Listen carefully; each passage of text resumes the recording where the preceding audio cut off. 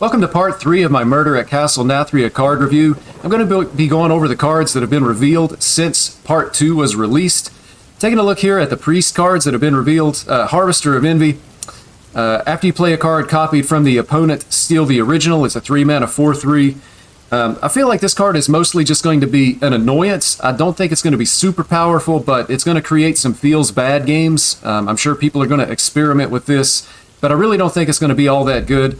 I think as of right now in Standard, there's only 3, maybe 4 cards that allow a priest to be able to copy one of their opponent's cards.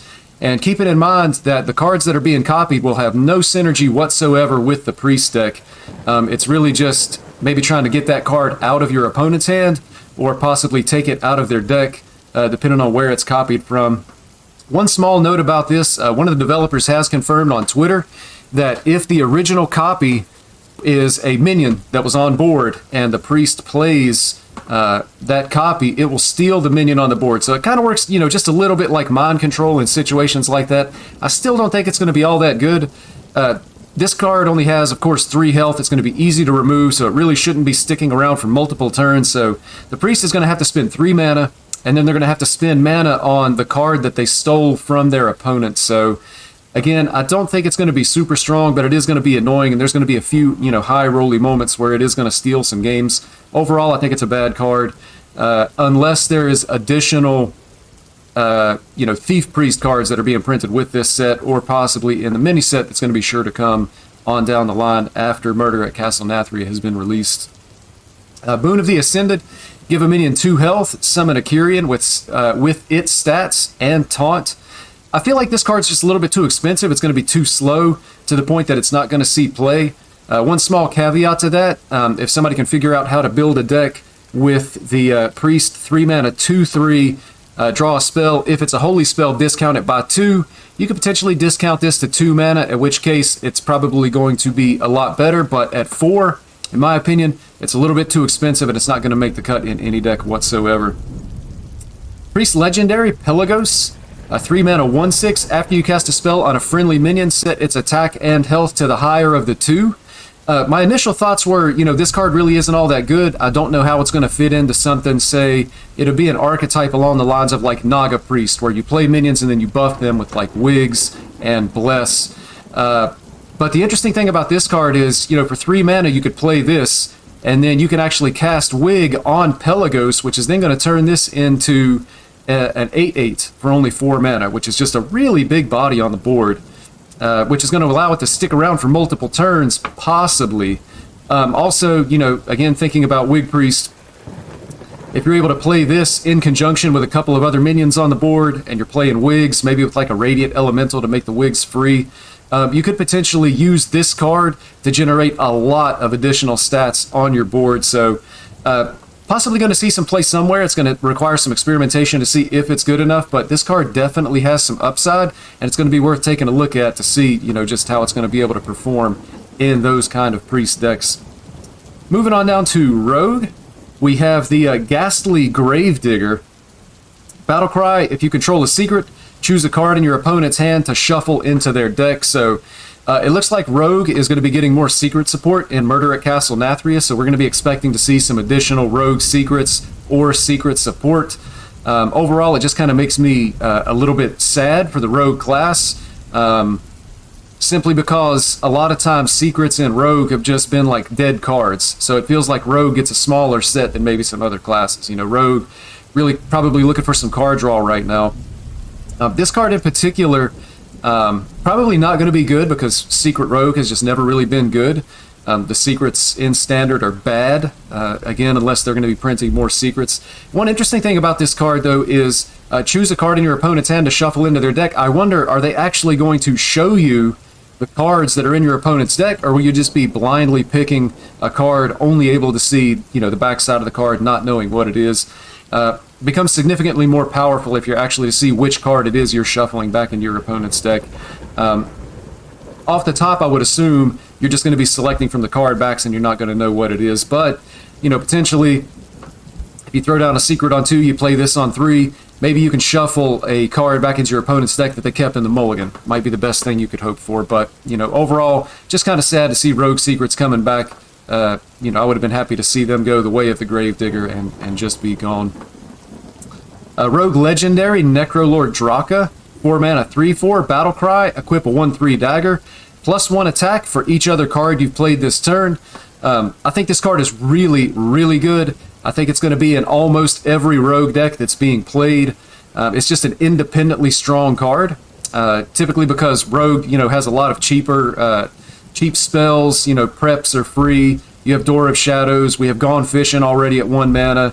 Potentially you're playing like SI7 Extortion, which is only 1 mana, so you'll be able to buff up the weapon pretty well. You know, most of the time, Weapon Destruction is just a tech card. If people are playing Rustrot Viper, it's not really a good card in any deck.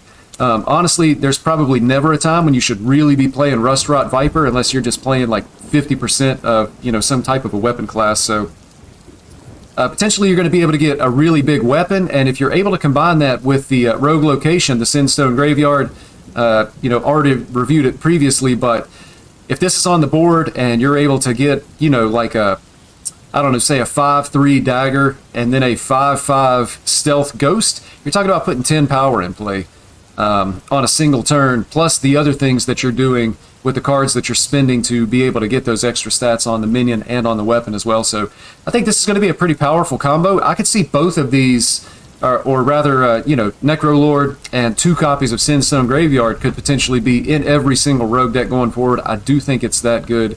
We'll have to see where it plays out from here, but Necrolord Draka, very, very strong card. It's going to see a lot of play. Going to be happy to see that in Rogue. Moving down to Demon Hunter, the relics have been revealed. I know these were leaked. Felt a little bit bad for Finno. I don't know if you know Finno, but he is a streamer on Twitch, and I believe one of the more popular standard Hearthstone streamers. And he was going to be revealing these. They were accidentally leaked, and then people started posting them on Reddit, and you know, other creators started reviewing the cards before he had a chance to actually complete his reveal. So, bit of a bummer there. You know, kind of feel bad for Finno. Hopefully he didn't take it too hard. But actually looking at the relics here, Relic of Extinction, deal 1 damage to a random enemy minion twice. Improve your future relics. So every time you play a relic, these relics are going to get buffed. So what we've learned is Relic of Extinction, it's going to deal 1 damage, then 2 damage, then 3 damage as more relics have been played. Card's interesting. You know, it starts off kind of weak at if it's the first relic that's played in the game, but very quickly it's going to scale up and get stronger to the point that it's going to be able to remove 2, you know, mid-sized minions, possibly 2 big minions on your opponent's side of the board. So, you know, weak, but it's going to snowball very quickly. Relic of Dimensions, 5 mana. Draw 2 cards, reduce their cost by 1. Improve your future relics. The cost reduction is going to go up, so as we play more relics, it's going to reduce their cost by 2, then 3, then 4. This card is going to be insane. It's a card draw. It's going to draw 2 cards. At some point, the cards you're drawing are either going to be really cheap or they're going to be free. As you know, Mana Cheat, just super good in Hearthstone. It's going to be really powerful again. You know, if it's the first relic played in a game, it's going to be weak, but it's going to snowball quickly. And then we have the 3 mana relic, Relic of Phantasms, summon 2 1/1 spirits, improve your future relics. So again, this is going to be 2 2/2s, then 2 3/3s. So again, weak if it's the first relic played, but it's going to snowball quickly. These cards are likely going to be pretty strong. As a package, you could actually run, you know, 6 total cards here, plus the Artificer. It's a 7-card package. Definitely needs to be experimented with. I think these cards are going to be good, and are probably going to be played in a lot of Demon Hunter decks going forward, just because a 7-card package isn't huge, and there's you know, going to be other things we're going to be able to work into the Demon Hunter lists that are going to want to play these cards. The Demon Hunter Legendary that also goes along with the relics here. Artificer, I'm just going to call him Jamox. Artificer Jamox, 8 mana, 8/8. Battlecry, discover and cast a relic. Infuse 5, cast all 3 instead. So you've heard me say before, like once cards get to 7 mana, and especially 8 mana, it's kind of no man's land. They don't really get played unless they're extremely powerful. I think this card is extremely powerful, and it's going to be worth the 8 mana. It kind of depends on being able to infuse it 5 times. If you're able to cast all 3 relics, this card is absolutely insane.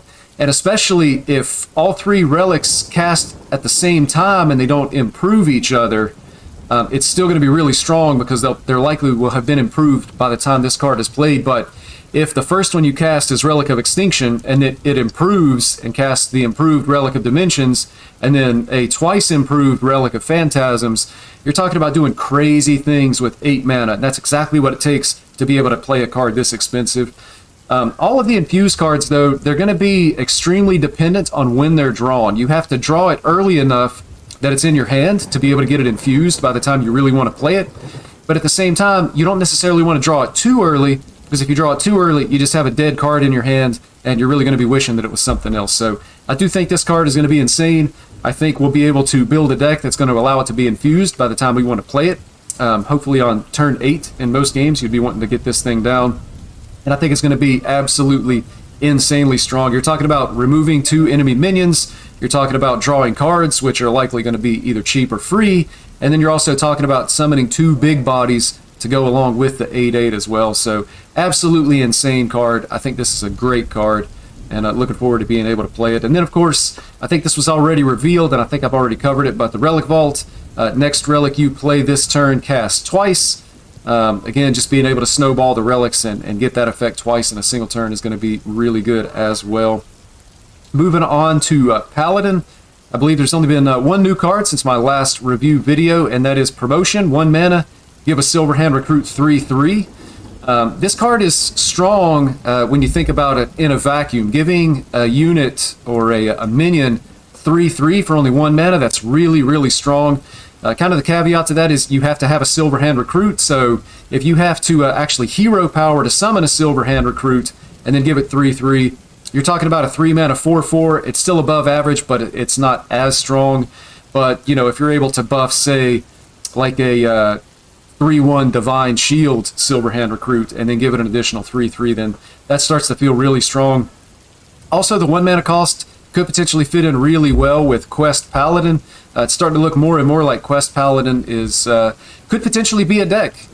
Don't know how good it's going to be, and don't know, you know, certainly what the skill cap or what that deck is exactly going to look like until we have the other cards available. But I'm expecting Quest Paladin to be a deck that's played, and it could actually be pretty good. Things are shaping up pretty well for Paladin to be able to go down that route. And then potentially there could be other Paladin decks that would just play the Silverhand Recruit package. Again, you're not talking about a crazy number of cards. If you leave out the quest, you know, you're playing 2 copies, 2, 4, 6. Again, a 7-card package, just based on what we've seen revealed so far, to be able to buff up your Silverhand Recruits. So Promotion, I think, is another good card. It's definitely going to see experimentation in the early days, and you know, likely a good card within the Silverhand package. Outside of that, I don't think you would ever want to run this without running other you know, cards that are going to summon Silverhand Recruits. So should be good at what it's intended for, though. Getting into some neutral cards. Sin-Fueled Golem, 7 mana 2/2, infuse gains stats equal to the attack of the minions that infuse this. Card's bad. Neutral cards typically are. I think sometimes we can get carried away with our imagination of, oh man, I'm going to have like a 20/20 Sin-Fueled Golem for only 7 mana, and yeah, that's true. Maybe we can buff it up that big. Doesn't even have to be good. I mean, a 7 mana 10/10 is still somewhat of a bargain, but the issue is you spend 7 mana and you get a big body, and that's it. It doesn't have Rush. It doesn't have Taunt. It doesn't do anything. It's just a big pile of stats. Big pile of stats, it's just not good enough. If you spend your entire turn summoning 1 big minion, your opponent's likely killing you the next turn. You're basically skipping a turn to put a pile of stats on the board. And then, of course, there's also hard remove. It'll be able to remove these things. So I think the card's bad. Not going to see any play. Sorry to disappoint. Dispossessed Soul, 4 mana 4/5, Battlecry. If you control a location, discover a copy of a card in your deck. Again, I think this is just a bad card, typically in line with other neutral cards. First of all, it's conditional. You have to have a location in play. Second of all, 4 mana to be able to discover a copy of a card in your deck is just a little bit too expensive. It does come with a 4/5 body, which has gone in its favor, but it's just too expensive to be able to create an extra copy of a card that's in your deck. I don't think this is going to see any play whatsoever. Demolition Renovator, 4 mana 4/4, Battlecry, destroy an enemy location. This is another bad card. People are going to want to try to run this as a tech card if locations are really popular. Oh, I'm going to destroy my opponent's location. it's not worth it. There's going to be better cards you can put in your deck. Don't craft this card, at least in my opinion right now, and don't run this in any of your decks. It's just a tech card. Tech cards in general are extremely bad unless you're playing for tournaments and you're trying to specifically target a certain deck. So just for general purposes on the ladder, bad card, don't play it. Red Herring, 7 mana, 3/12. Taunt. Your non-red herring minions have stealth. This one is actually pretty interesting. 7 mana, it is expensive.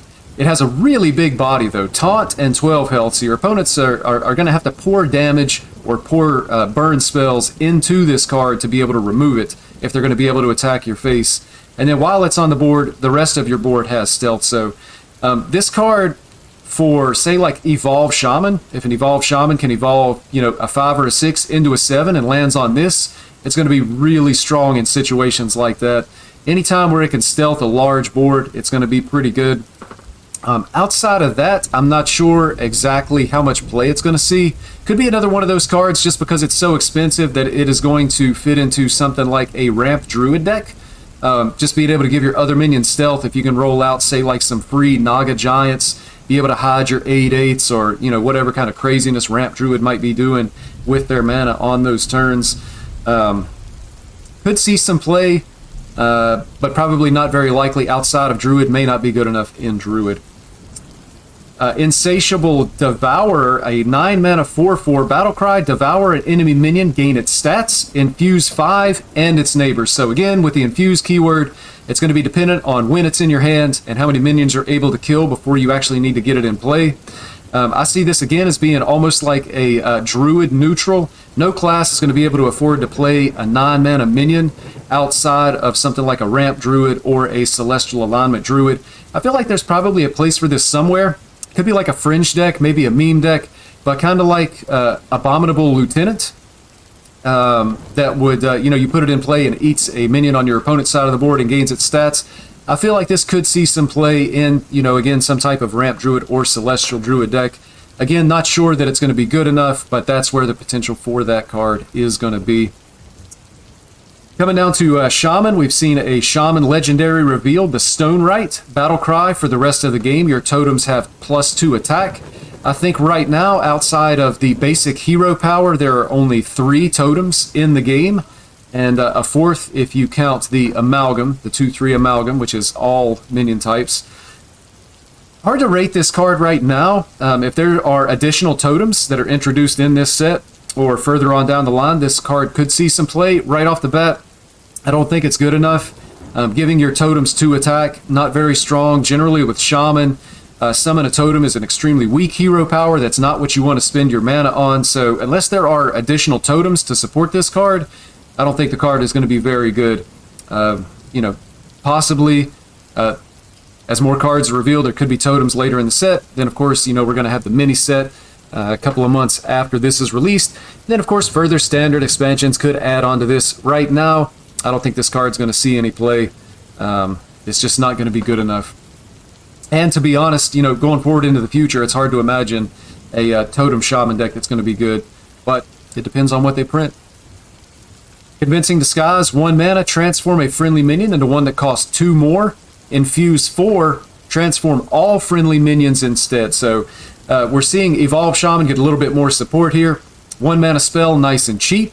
Evolve a friendly minion that costs 2 more. Certainly there's going to be some serious breakpoints here where you're able to take like a 5 mana to a 7 mana in situations like that where it could be really good. Again, the infuse keyword, it's going to depend on when we get it into our hand and how quickly we can get it infused. But being able to evolve your entire board into minions that cost 2 more for only 1 mana, this card could be really, really good. Evolve Shaman appears to be stacking up with some pretty strong cards and likely to be a pretty strong deck. So I know a lot of people haven't liked Evolve Shaman in the past. We might be going into a meta that you're not going to enjoy as we get into Murder at Castle Nathria. Evolve Shaman certainly looking like it's going to be pretty strong and pretty annoying. Hunter, we've got a Hunter Legendary revealed, Huntsman Altimore. Battle Cry, summon a Gargon Companion, infuse 4, summon another, infuse 8, and another. My gut tells me that this card is absolutely nuts. If you can play it for 7 mana, and summon all 3 of the companions, then it's just going to be, again, absolutely insane. The companions are actually just the same animal companions that Hunter has always summoned. Different skin, different name, but, we have Hunter will now be Margor with this card. We have Barghast, this is going to be Leok, and then we have Hecutus, which is going to be Misha. So, cards that we're familiar with, but, just some nice fancy artwork and a different name to be able to go along with them. Again, it's going to come down to how quickly we can infuse this. If you can get this out on turn 7, turn 8 as a Hunter, it's likely going to end the game, potentially on the spot, just because of how strong it is.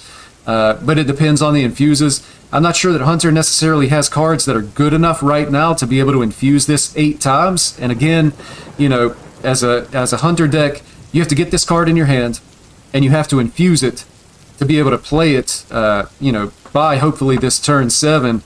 But it's just a dead card in your hand until then, and you're likely sitting there wishing you had something else in your hand. So we'll have to see how it plays out. My gut tells me this is insane, and it's going to be really, really strong, assuming we have the support to be able to infuse this all the way up to be able to get all 3 animal companions. But even just 7 mana, 5/4, and summon 2 animal companions at infuse 4 is going to be really good. So I think it'll be important to not necessarily tunnel vision the infuse 8 with this card. If you get it, great. But otherwise, I think you can just play it with the infuse 4, and you're going to get more than enough value for the 7 mana that's going to be coming down. Stonebound Gargon, 4 mana, 3/5 with Rush. Infuse 3 also damages the minions next to whomever this attacks. It has Rush. The stat line isn't all that great, just being a 3/5 and having to infuse it 3 times to be able to get the effect. I don't think this is going to be good enough to go in any Hunter deck whatsoever. It does get a little bit better if you can potentially play it with the location in play. You could actually make this a 5/5 with Rush that will cleave the minions. At that point, it starts to look a little bit better. Again, it's going to depend on the infuses, and, it kind of depends on being able to actually have minions on the opponent's side of the board to be able to clean up. If you just play this as a 4 mana 5/5 with Rush, and, of course, being able to get it to 5/5, you have to use one of your charges from Castle Kennels. Probably not going to be all that strong, just a little bit slightly above average. Mage, 1 new card revealed since my last review video, Solid Alibi. Until your next turn, your hero can only take 1 damage at a time. So basically turning your hero into Moonfang. Also of note here, I guess, it's a Frost spell. This card just kind of makes me sad. I think it makes it almost like you're basically forcing your opponent to maybe skip a turn. I mean, you have no board whatsoever. They have minions on board. Perhaps your opponent's presenting lethal. You play this, and now they can't kill you because they can only take 1 damage at a time. Kind of sad to see a card like this come back. I personally don't prefer this kind of design. I think it's just too strong of a defensive card, and not really looking forward to seeing that in Standard. But strong at what it does. I feel like, playing this, it definitely buys you an extra turn in 90 to 95% of the scenarios that you would find yourself in.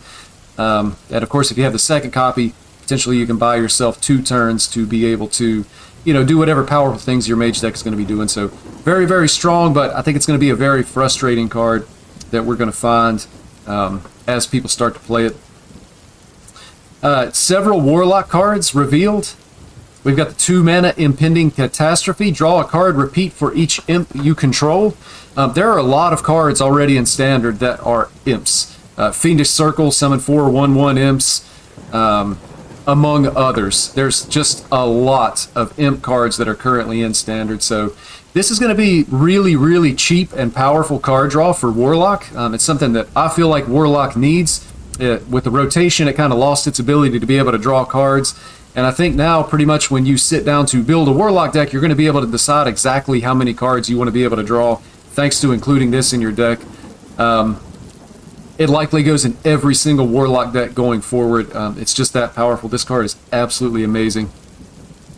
Flustered Librarian, a 1 mana, 1/3, has 1 attack for each imp you control. So already we're seeing support for like an imp Warlock archetype. Probably going to play like something similar to a zoo or an aggressive style deck would be how I would envision building the deck, at least right now with what we know. one attack for each imp you control. So this is almost to me like the Warlock version of Vicious Slither Spear. It's also a 1/3 that gains temporary attack for the turn as you cast a spell. So, you know, potentially you could get this thing to a 5/3. You play this on turn 1 and then coin out Fiendish Circle. It's a 5/3, and then you have the 1/1s. It likely only gets one big hit if that's the case. At 3 health, it's going to be pretty easy to remove, I think, for most decks and most classes. So, pretty strong card. It's going to be good in aggro decks that are going to be running lots of imps, but you know, really strong 1-drop. But I don't think it's going to be broken in any way whatsoever. Just a solid card. It's going to be good in any imp deck. And pretty much the value of this card is going to depend on how good imp decks actually are. I think there's going to be a lot of Warlock decks that are running this Impending Catastrophe and something like a Wicked Shipment or a Fiendish Circle just to draw cards, in which case you could probably even just leave this out of your deck depending on what kind of deck it is and what you want to do. Warlock location, Vile Library, give a friendly minion 1/1, repeat for each imp you control. So again, I think all locations are likely going to be good, at least in some form. It's a way of being able to invest mana in a future turn. You know, you drop this down when you can and when you have it available, and then you're able to buff a minion based on how many imps you control. So again, things like Fiendish Circle, anything that's going to be summoning imps and adding them to your board, Wicked Shipment, so on and so forth. Again, there's just lots of cards in Standard right now that have that are actually imps. Being able to buff your minion, it's okay. You know, being able to choose when you do it, and again, just investing it in a future turn, being able to do it for free after you've already spent the initial 2 mana, say on turn 2, you know, it would be free to do on turn 3. It's okay. I think it's going to be pretty good, but again, it's going to depend. This is going to depend entirely on how good the imp archetype actually is, and we're just going to have to see with time. Mischievous Imp, 4 mana, Battle Cry, summon a copy, infuse 3, summon 2 copies instead. This card, I really don't know how to rate. Again, this is going to depend. It's going to depend on how strong that archetype is. It is a demon, and I believe all imps are actually demons. So, you know, this is also an imp that's going to have that imp tag to be able to work with these other cards.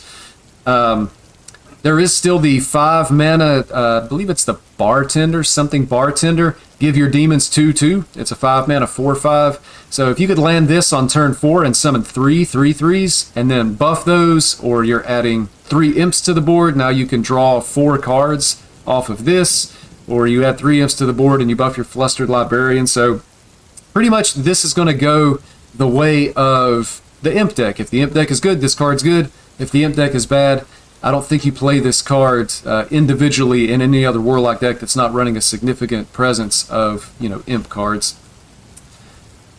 We also have a Warlock Legendary, 6 mana, Imp King Rapham, 6/6, Battlecry, resurrect 4 friendly imps, infuse 5, give your imps 2/2. So there's going to be a lot of games where this is going to be summoning like 1/1 imps, which isn't great.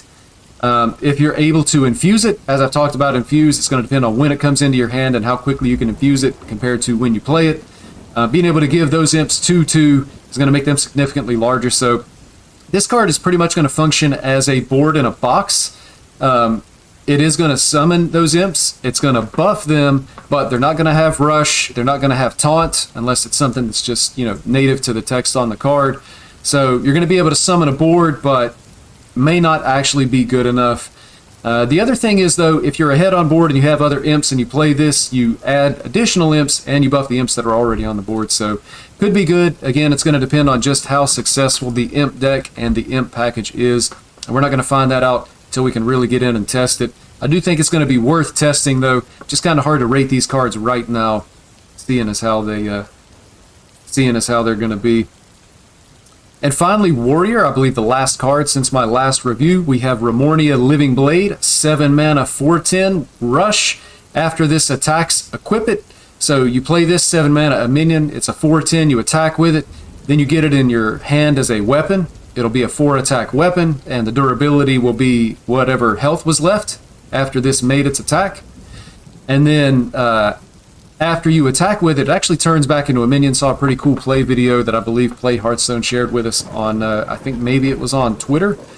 But, and then it would be able to attack again with Rush. So It's an interesting card. It functions similarly to Krakatoa, although maybe not as good as Krakatoa. It's just kind of like the warrior version of that. Definitely a cool designed card, and I'm looking forward to seeing the animations in this. Remornia was, fun in the Sire to Nathria's fight in World of Warcraft, if you've had the opportunity to give that a try. So it'll be interesting to see it in the game. I don't know how good it is. We're going to need to see a lot more warrior cards. Warrior now is currently the worst class in Standard. They're going to need some really powerful stuff to be able to get a warrior deck and get that class kind of back in the swing of Standard Hearthstone. And from what we've seen right now, they don't have it. So card is interesting. I'm not going to say that it's good. I'm sure it'll see experimentation, but as of right now, Warrior is going to need a lot of help before we can see it in Standard. And that is actually going to do it for part 3 of my Murder at Castle Nathria card review. Keep up with me on the channel here. I'm going to continue to review cards as they're revealed every couple of days. I like to let a group of cards come out, and that way I can, make a little bit of a longer video about the cards and maybe how they're going to function with other things that are in the deck. But if you're anything like me, in the swing of reveal season, it's pretty exciting. We're seeing multiple cards come out every day, and just imagining the possibilities and really starting to look forward to those new cards. So I'm Uncorrupt. This was part 3. I'll see you for part 4.